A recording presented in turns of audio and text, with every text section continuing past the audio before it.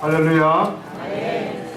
이 시간 우리 옆에 있는 분, 앞뒤에 있는 분들 서로 인사하실 때 여러분도 그냥 축복합니다 하지 마시고 축복합니다 이렇게 성가대처럼 한번 인사를 나누시겠습니다.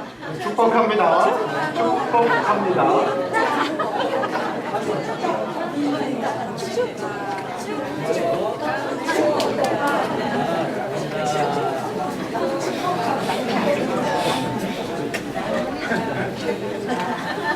할렐루야. 여러분이 잘 아시는 이 삭개오는 여리고라고 하는 도성의 세관장이었습니다. 그래서 성경 말씀에 보면은 이 삭개오는 일단 신체적으로 키가 작은 사람이었습니다. 그래서 키에 대한 컴플렉스가 있지 않았나 우리가 쉽게 추측할 수 있습니다. 또 이 여리고라고 하는 도시는 아주 중요한 사막 한가운데 있는 도시지만 오아시스 도시였습니다. 그래서 지금도 가면은 이 팜추리 나무가 얼마나 많은지 모릅니다. 그래서 서쪽으로 가면 예루살렘이고 또 동쪽으로 가면은 요르단이에요. 바로 앞에 요단강이 흐르고 있습니다. 북쪽으로 가면은 사마리아로 올라가게 되고 남쪽으로 가게 되면은 이집트로 통하는 아주 중요한 요충지였습니다. 거기에 세관장이었던 사람이 누구였느냐? 바로 오늘의 주인공 삭개오였습니다. 오늘의 주인공 삭개오였습니다. 제 먼 친척 조카가 옛날 얘기죠. 아주 옛날에 국세청에 취직을 했어요. 시험에 붙어서. 근데 그때 하는 소리가 집안 사람들 식사하면서 하는 소리가 2년 하면은 집 산다고 그러더라고요. 국세청 직원 2년 하면은 집 살 수 있다. 아마 여러분도 들으셨을 거예요. 그런 소리 옛날에. 지금은 아니죠. 옛날에.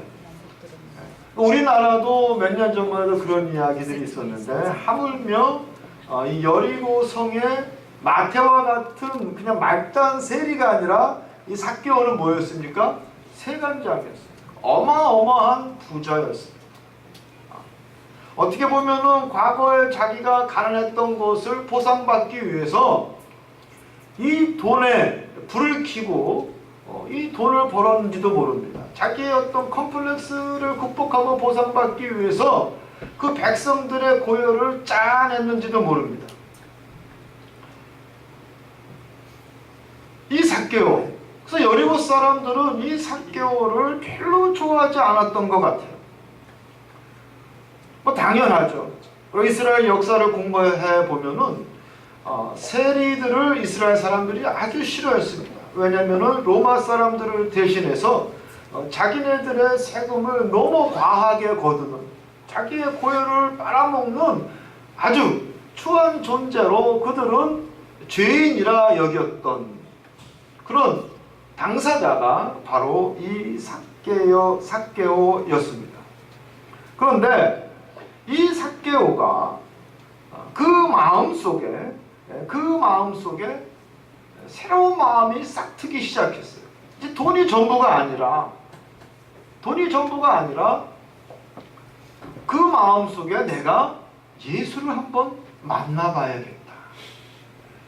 우리가 읽지는 않았지만 18장 마지막 부분에 보면은 예수님께서 여리고에 들어가셨을 때에 한 맹인을 만나고 그 맹인의 눈을 뜨게 하시는 기적이 나옵니다.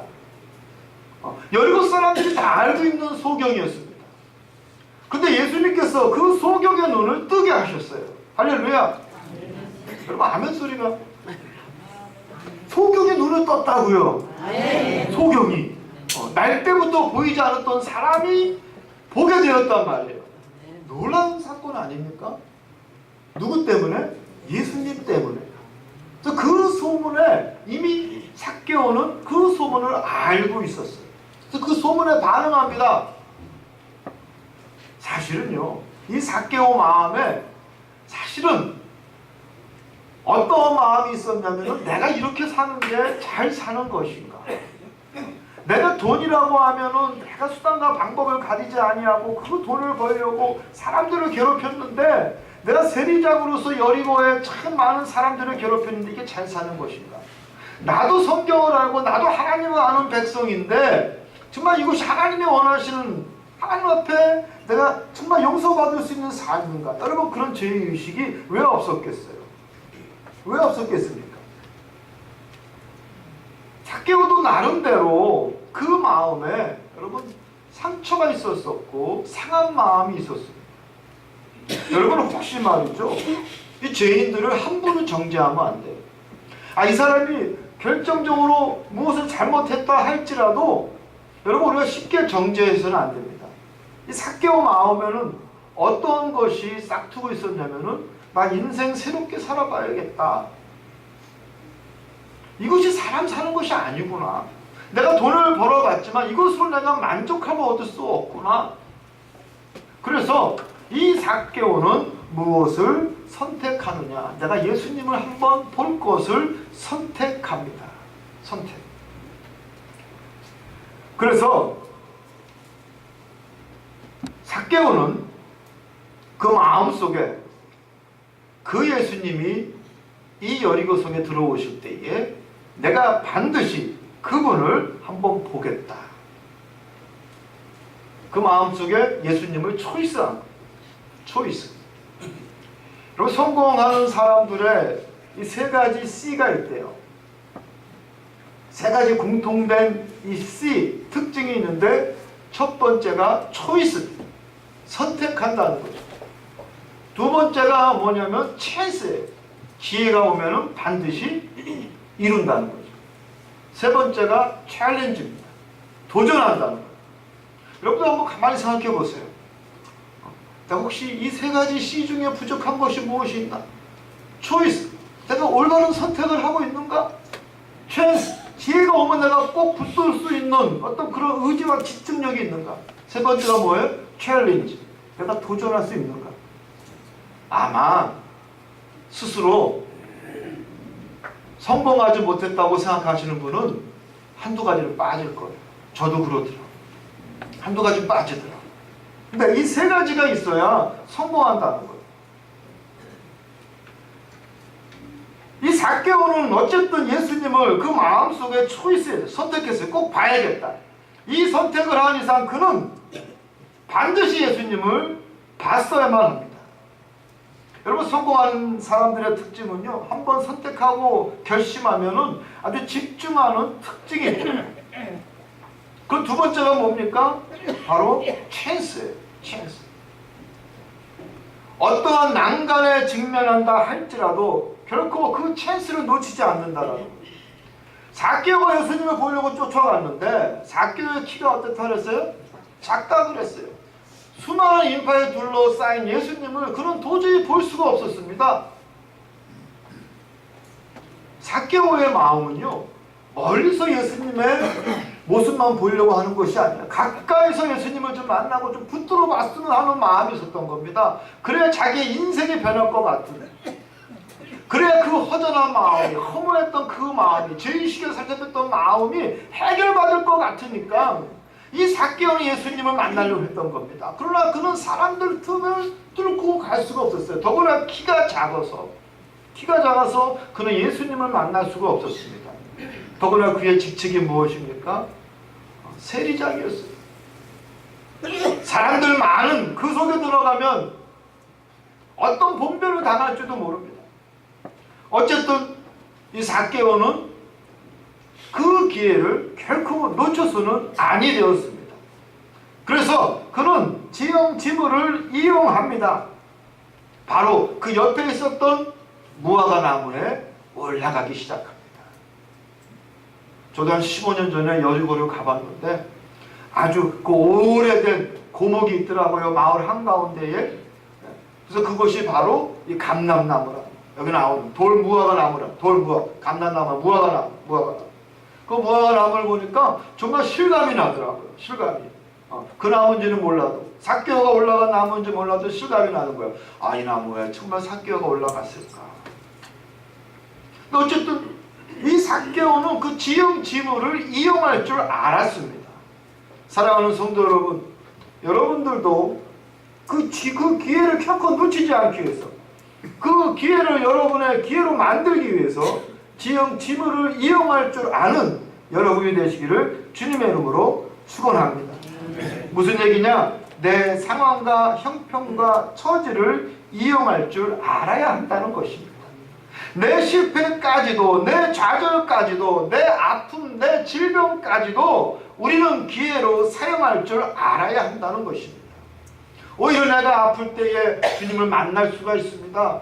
내가 좌절했을 때에 주님을 가까이 더 만날 수가 있습니다. 바로 그 기회가 될 수가 있습니다. 내가 실패했을 때에, 내가 주저주저하고 있고 내 미래에 대해서 오리무중 알 수 없어서 불안해 있을 때에 오히려 그것을 기회로 삼아서 우리는 주님 앞에 더욱더 가까이 갈 수 있다라는 말씀입니다.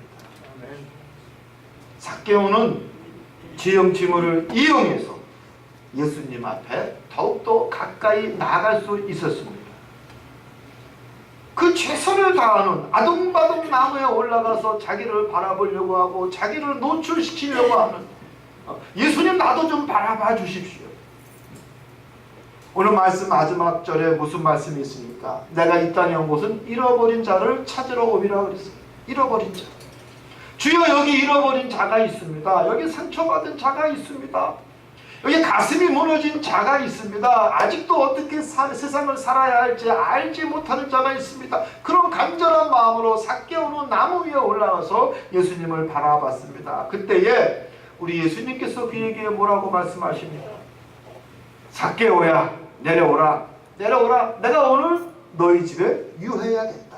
할렐루야. 아멘. 여러분, 이처럼 귀한 말씀이 어디 있습니까? 우리 예수님께서는 그를 주목하시면서 그에게 다가가셔서 잃어버린 자였던, 사람들이 멸시하던 자였던, 사람들이 싫어했던 사람이었던, 사람들 보기에 죄인 중에 죄인이요 괴수였던 그 삭개오를 향해서 내려오라고 말씀하십니다. 여러분, 이것은 놀라운 사건입니다. 놀라운 사건입니다. 그래서 종교개혁자 마틴 루터는 이 내용을 보고 뭐라고 말씀하시느냐? 놀라운 교환이라고 표현하고 있습니다. Amazing trade. Amazing trade. 놀라운 거래라는 거예요. 놀라운 거래. 왜냐? 여러분, 첫 번째 거래가 뭡니까? 예수님께서요, 유력한 사람들 많이 있었어요. 경건한 사람들 많이 있었습니다. 모든 사람들에게 존경받는 명성 있는 사람들이 많이 있었지만 예수님은 그들을 부르지 아니하시고 그들 집에 유하지 아니하시고 사람들이 경멸하고 사람들이 죄인이라고 손가락질하는 그 삭개오를 지목하셔서 내려오라. 내가 오늘 너희 집에 유해야겠다.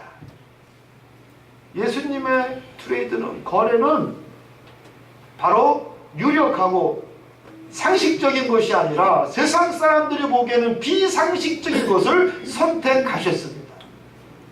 여러분, 트레이드란 게 뭐예요? 거래하다, 무역하다, 교환하다, 이런 거 아닙니까? 상거래하다.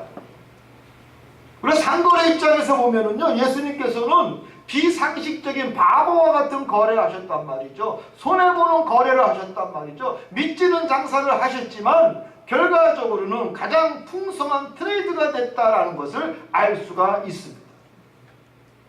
우리 예수님의 비상식적인, 정말 미친 짓과 같은 이런 놀라운 어메이징 트레이드가 없다라면 저나 여러분과 같이 구원받을 수 없는 잃어버린 자는 결코 주님을 만날 수가 없습니다. 손해보는 것 같지만, 믿지는 장사하는 것 같지만 삭개오와 우리를 선택해 주신 그 주님 앞에 감사할 줄 아는 여러분이 되시기를 주님의 이름으로 소망합니다. 근데요, 가만히 보면은 우리 예수님께서는 믿지는 장사는 안 하셔. 사람들이 왜 하필 삭개오야 라고 의아해했지만 삭개오를 통해서 풍성한 열매를 거두십니다. 삭개오가 뭐라고 신앙 고백을 합니까? 주님, 이제 내 재산의 절반을 팔아서 가난한 자에게 나누어주고 토색한 일이 있으면 내가 4배를 갚겠나이다. 놀라운 신앙 고백이에요. 새로운 인생을 살겠다고 하는 그의 도전입니다. 챌린저죠. 예수님이 그걸 이끌어내셨어요. 그뿐만 아니라 그의 가정, 내가 너희 집에 거하겠다라는 건 뭐냐면은 삭개오뿐만 아니라 그의 가정까지도 구원의 가정으로 우리 주님께서 삼아주신다. 여기 배너에 있는 것처럼 여러분, 가정은 언약의 고리입니다. 삭개오의 가정까지도 언약의 고리로 우리 주님께서 삼아주시겠다고 하는 선언입니다. 결과적으로 우리 예수님은요, 결코 손해보는 장사를 안 하셨다라는 거예요. 왜? 삭개오가 응답했기 때문에. 이제 주님께서 여러분을 부르셨는데 여러분은 뭐라고 응답하시겠습니까? 주님께서 여러분 보고 내려오라, 내가 오늘 너희 집에 거하겠다, 오늘 내 집에 구원이 있으리라, 너도 아브라함의 자녀다, 하나님이 축복하시는데 여러분은 뭐라고 응답하시겠습니까? 이 시간 한번 깊이 생각해 볼 수 있는 여러분이 되시기를 주님의 이름으로 축원합니다. 그래서 우리 예수님께서 그를 부르셨을 때에 6절에 보면은 그가 급히 내려와 즐거워하며 영접하였다 했습니다. 여러분, 기쁨으로 주님을 영접하였다라는 거예요. 오늘 새벽에 우리가 읽은 베드로 전서 5장에 보면은 억지로 하지 말며 하나님의 뜻에 따라 자원하는 마음으로 하며 그랬어요. 여러분, 하나님의 일은 무슨 마음으로 하셔야 돼요? 자원하는 마음, 기쁨의 마음, 그런 마음으로 봉사하셔야 말씀과 같이 시들지 아니하는 영광의 관을 얻을 줄 믿습니다. 하늘에 상급이 있을 줄 믿습니다. 이 삭개오는요, 영리한 사람이었어요. 주님께서 그를 부르셨을 때에 그는 정말로 망설이지 아니하고 오히려 주님께서 부르신 그 놀라운 사건에 즐거움과 감사함으로 화답했다라는 것을 우리는 알 수가 있습니다.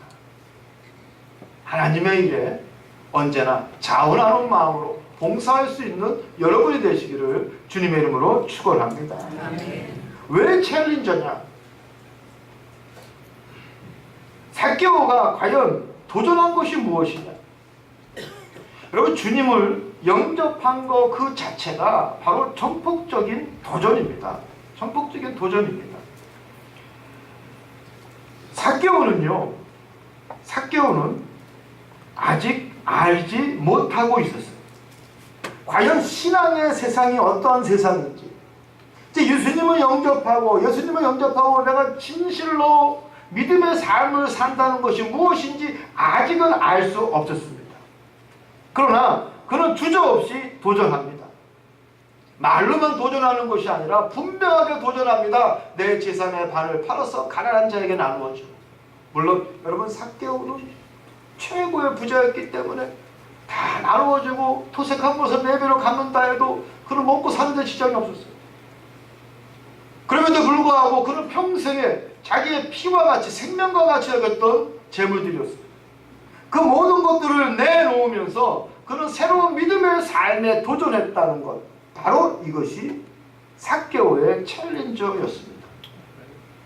우리의 모습을 보면요, 한쪽 발은 세상에, 한쪽 발은 교회에 발을 디딛고 있는 우리의 모습을 보면 오히려 잃어버린 자였던, 오히려 손가락질 받던 그 죄인이었던, 사람들이 우습게 보고 멸시했던 그 삭개오가 우리에게 가르쳐주고 있는 것은 아닌가, 여러분 생각해 보시기 바랍니다. 사랑하는 성도 여러분, 혹시 오늘 나는 삭개오야 내려오라, 이 음성을 우리 주님으로부터 내가 들었음에도 불구하고 내가 선뜻 나무 밑으로 내려가지 못하고 있는 것은 아닌지, 또 진리의 새로운 인생으로 도전하기를 망설이고 주저하고 있는 것은 아닌지, 이 시간 한번 스스로를 깊이 생각해보는 시간이 되기를 원합니다. 마지막으로 삭개오는 이제 구원받은 삶을 살게 되었습니다. 우리 9절에 보면 예수님께서 뭐라고 말씀하십니까? 오늘 구원이 이 집에 이르렀으니 이 사람도 아브라함의 자손이미로다 그랬어요. 우리 예수님께서 선언하십니다.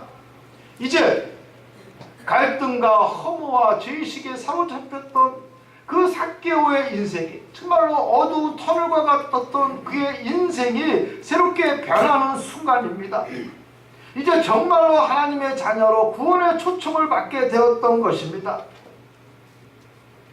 우리 예수님께서 이제 이 집이 구원을 받았고 이제 삭개오도 아브라함의 자손이라. 여러분, 아브라함의 자손이라는 것은 언약의 자손이라는 뜻이죠.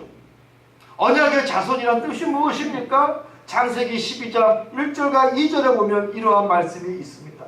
어떤 말씀이냐? 내가 너로 큰 민족을 이루고 내게 복을 주어 내 이름을 창대하게 하리니 너는 복이 될지라. 아멘. 이게 하나님이 우리에게 주시는 복이에요. 너는 창대하게 될지니 너는 바로 복이 될지라. 너를 축복하는 자에게는 내가 복을 내리고 너를 저주하는 자에게는 내가 저주하리니 땅의 모든 족속이 너 때문에 복을 받으리라. 여러분, 이 놀라운 축복 아닙니까? 이 놀라운 언약의 축복. 아브라함의 자손이 된다라는 것은요, 바로 아브라함과 같이 그 언약을, 그 축복의 언약을 나도 받는다는 뜻입니다. 어제 우리 예수님께서 삭개오를 향해서 하시는 말씀이 너도 이제 아브라함의 자손이로다. 할렐루야. 나무에서 속히 내려오시고 믿음의 삶에 주저없이 도전하심으로 말미암아 아브라함의 자손이 되시기를 주님의 이름으로 소망합니다.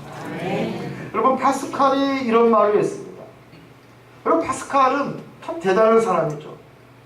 프랑스의 수학자고 물리학자고 우리 고등학생들이 싫어하는 미적분, 이거 만든 사람이 이 파스칼인데, 근데 이 사람이요 또 회심한 사람이에요. 굉장한 신앙적인 사람입니다. 그래서 그리스도 사상가로 꼽히는 사람이 파스칼이에요. 많은 책도 썼어요. 수도원에 가서 공부도 하고 또 수도 생활했던 사람이 파스칼입니다. 근데 파스칼이 어떤 이야기를 하냐면은 하나님은 이성이 아닌 심성으로만 체험할 수 있다. 이성이 아니라 우리의 마음으로 하나님을 체험할 수 있다는 거예요. 여러분, 우리의 생각과 우리의 논리와 우리의 지식으로는 하나님을 알 수 없다는 거죠.